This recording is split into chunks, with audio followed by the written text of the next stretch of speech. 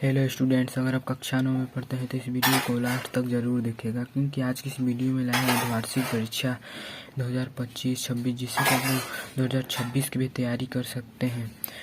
तो दोस्तों, वीडियो को बिना देरी करते हुए आइए चलते हैं। समय जो आपका रहेगा 3 घंटा, विषय सामाजिक विज्ञान, पूर्णांक 70। तो आइए हम लोग करते हैं। प्रश्न को हल करने से पहले हम लोग नोट को एक बार जरूर पढ़ेंगे। सभी प्रश्न अनिवार्य हैं। प्रश्न संख्या 1 से 20 तक बहुविकल्पी प्रश्न हैं, जिनके उत्तर OMR पर देने हैं। प्रत्येक प्रश्न 1 अंक का है। खंड अ बहुविकल्पीय प्रश्न। पहला, फ्रांस की क्रांति कब प्रारंभ हुई? ग 1789 ईस्वी। दूसरा, रूसो कौन था? ख एक दार्शनिक था। तीसरा, बोल्शेविक दल का प्रमुख नेता था? घ कार्ल मार्क्स। ग प्रथम विश्व युद्ध किस वर्ष समाप्त हुआ था? ख वर्ष 1918। पांचवा, किस वर्ष जार साम्राज्य का पतन हो गया? क मार्च 1917। छठवां, डेमोक्रेसी शब्द किस भाषा के 2 शब्दों से मिलकर निर्मित है? क ग्रीक। सातवां, निम्न में से कौन सा लोकतंत्र निर्माण का साधन नहीं है? टेलीफोन। घ। आठवां, प्रतिवर्ष हम 26 जनवरी किस रूप में मनाते हैं? घ गणतंत्र दिवस। नौवां, संविधान सभा के स्थायी अध्यक्ष कौन थे? क डॉक्टर राजेंद्र प्रसाद। 10वां, गरीबी हटाओ का नारा निम्न में से किस पार्टी के द्वारा गया था? ख कांग्रेस पार्टी।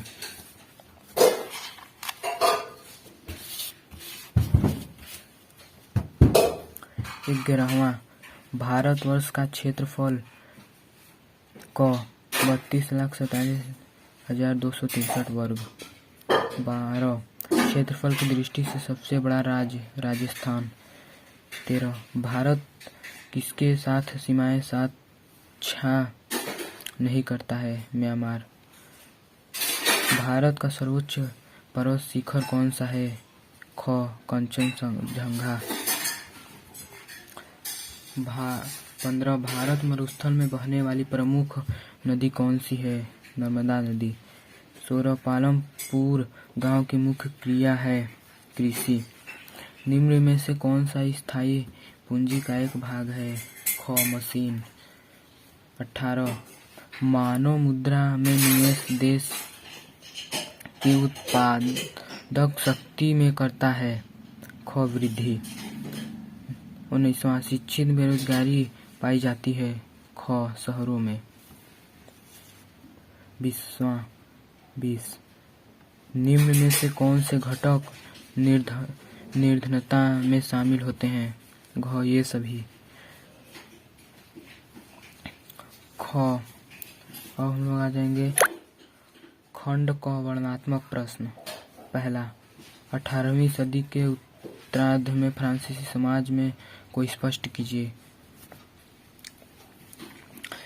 दोस्तों, यह पेपर इसलिए लाया गया है क्योंकि आप लोग इससे 26 की तैयारी इस पेपर में प्रश्न को देखकर कर सकें।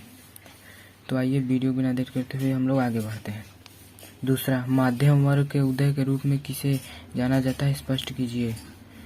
तीसरा, बोल्शेविक तथा मेंशेविक के विचारों के प्रमुख अंतर दीजिए, स्पष्ट कीजिए। अथवा खूनी रविवार और इसके बाद की घटनाक्रम का उल्लेख कीजिए। स्टूडेंट्स, ये जो खूनी रविवार और इसके बाद घटनाक्रम उल्लेख करना है, इसे आप लोग जरूर देख लीजिए, क्योंकि यह अर्धवार्षिक परीक्षा हो चाहे वार्षिक परीक्षा हो, यह दोनों में आता है। चौथा, हिटलर कौन था? उसकी नीतियों के किस प्रकार द्वितीय विश्व युद्ध को प्रभावित किया? 5वां, लोकतंत्र को परिभाषित कीजिए। लोकतंत्र की 3 मुख्य विशेषताएं बताइए। अथवा लोकतांत्रिक तथा गैर लोकतांत्रिक चुनाव को 3 अंतर स्पष्ट कीजिए। 6वां, भारतीय संविधान की 3 विशेषताएं बताइए। अथवा दक्षिण अफ्रीका में रंग भेद के खिलाफ संघर्ष किसने किया? अस्तों के साथ वहां किस तरह भेदभाव होते थे, बताइए। वर्णनात्मक 2,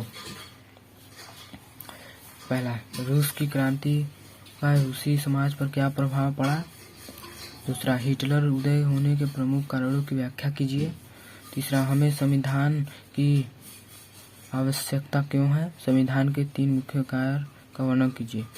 स्टूडेंट्स, इसे आप लोग जरूर से जरूर याद करिएगा क्योंकि यह परीक्षा में श्योर है आता है। चौथा, चुनाव अभियान के किन्हीं 5 माध्यमों का वर्णन कीजिए।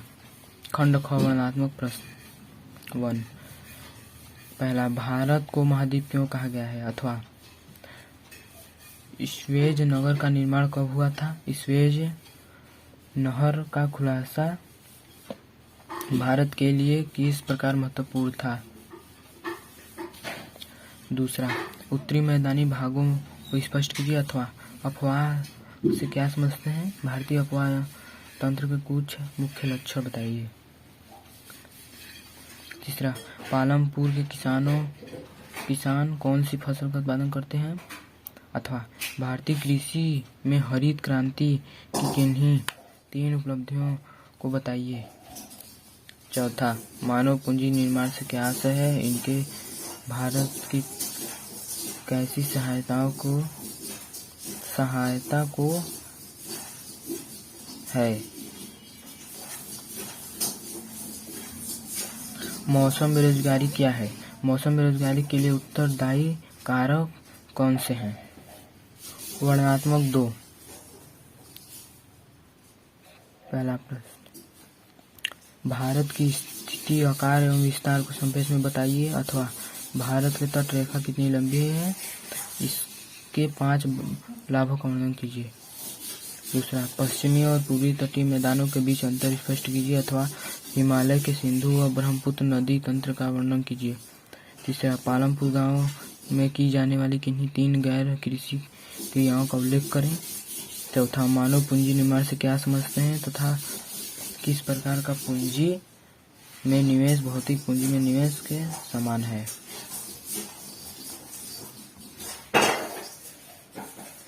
अथवा बेरोजगारी से क्या समझते हैं? विभिन्न प्रकार की बेरोजगारी के विषय में भी चर्चा कीजिए। इसे आप लोग जरूर से याद कीजिएगा।